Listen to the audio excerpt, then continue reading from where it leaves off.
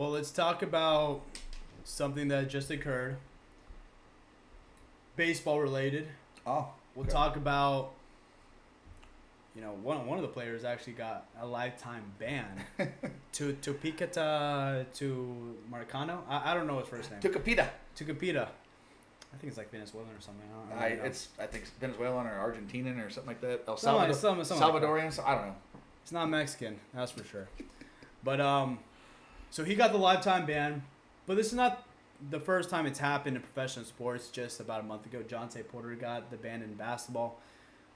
What are your thoughts about it? Because this is recently becoming trend. Shohei Ohtani, I forgot to mention that too. People can say all they want. The translator, I'm gonna just say it. I think that's just they're full of crap. I think Shohei Ohtani definitely did some sports betting. I think that's full of crap. I think they're just covering his ass because he's the face of the league. Yeah. I think that's just a bunch of baloney. Yeah. So with all these things going on, like what's happening? Like what is this something to be like concerned about?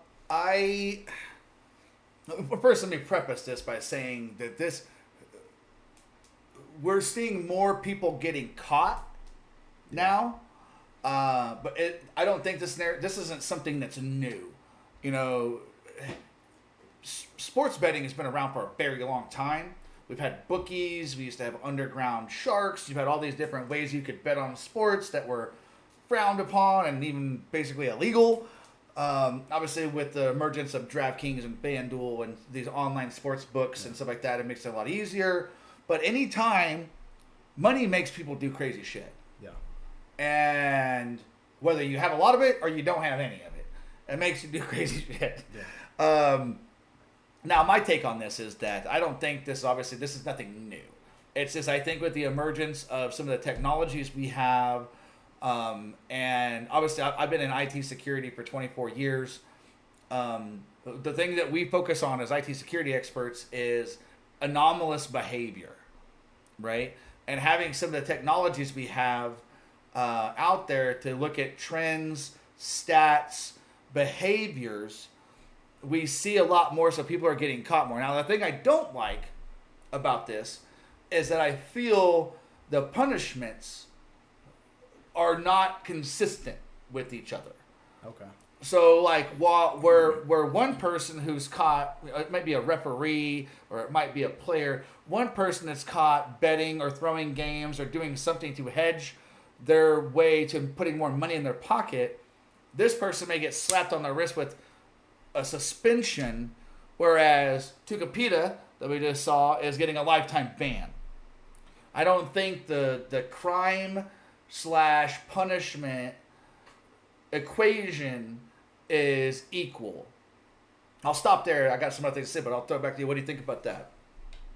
I get what you're saying, but at the end of the day, they're a business. And it doesn't make sense for them to lifetime ban a player like Shohei Ohtani.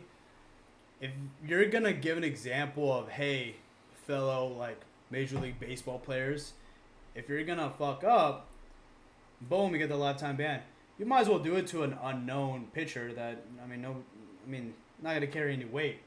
If you do it to Shohei, it's like, well, damn, that's our face of the league. Yeah. So you have to think of that as crappy as that may sound, that's the truth. They're not going to give the lifetime ban to a really important player like Shohei. But aside from that, this, whether that's the MLB or that's the NBA, they're just trying to protect the integrity of the game. Last thing you want is, all these players sports betting the unders, making 2-3 G's every time. And it's just not smart. Tucapita, or I don't know his name, whatever his name is, man. They should have thought of a much easier name to say for our podcast, man. True. Yeah, True. They should have thought about that 26 years ago. Your parents should have talked to us first before naming you. For real. They should have known we're gonna make this podcast and talk about it. I know, right? But it's all about for them. It's all about protecting the integrity of the game, and last thing you want is, just to be absolutely corrupt. I agree, and it makes me sad. You've heard me talk about this before. And being a dad, I have two boys that are 10 and 11, Aiden and Camden.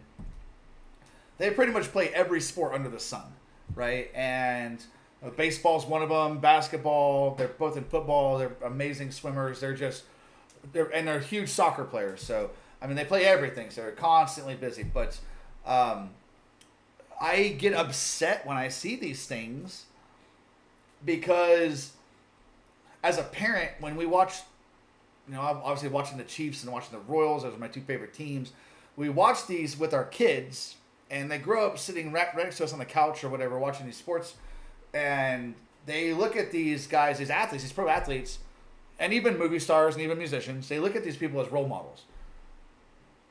And when we see things like this happen, you see a guy get banned for cheating, right? It's like, what message is that sending to a young Dylan, right? That's, little baby D that's out there somewhere.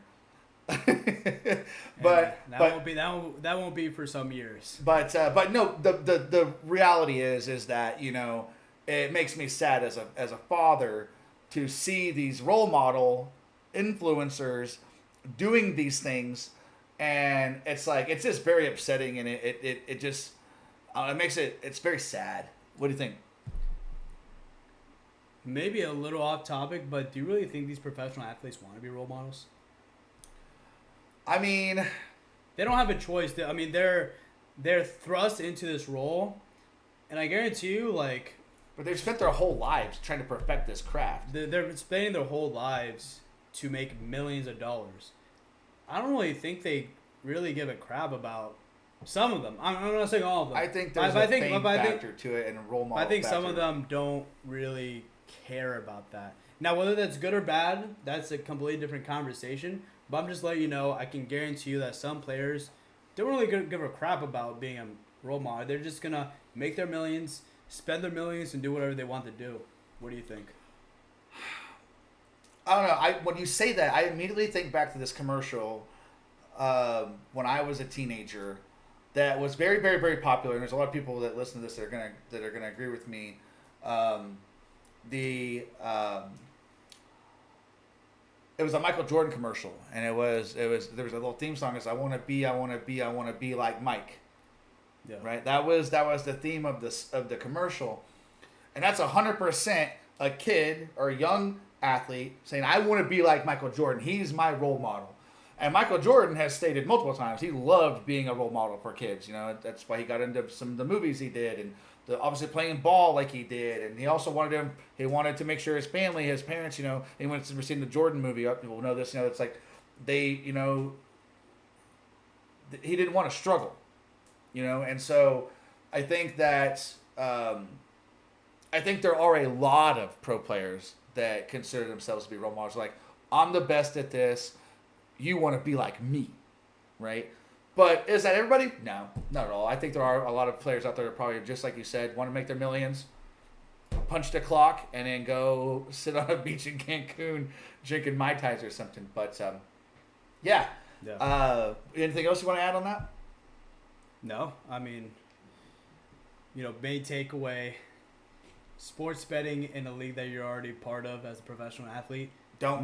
Not good. Don't do it. Not good. Main takeaway for today's episode. Don't do it. Don't bet on yourself cheating. Bad. But you can. Bad. But you can do it on our website. Go subscribe to our VIP. TheRussellFactor.com. VIP picks. Go subscribe. See, that's what you can do. That's absolutely what you can do. That's a good segue right there. I know, right?